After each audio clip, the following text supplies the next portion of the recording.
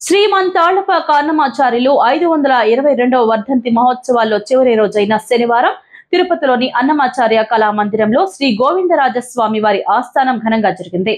భక్తుడు చెంతకు భగవంతుడు రావడం అనే ఆర్యోక్తికి తార్కాణంగా శ్రీ వెంకటేశ్వర స్వామికి పరమ భక్తుడైన అన్నమాచార్యుడు వెలసిన అన్నమాచార్య కళామందిరానికి శ్రీ గోవిందరాజస్వామి ఉత్సవాలు వేంచేయడం సంప్రదాయంగా కొనసాగుతోంది.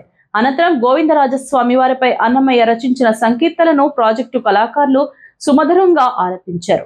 అంతకుముందు ఉదయం 7 గంటలకు శ్రీదేవి భూదేవి సమేత గోవిందరాజస్వామి ఉత్సవ మూర్తులను ఆలయం నుండి ఊరేగింపుగా 4 కాళ్ల మండపం తీర్థకట్ట వీధి మీదుగా అన్నమాచార్య కళామందిరానికి తీసుకువచ్చారు.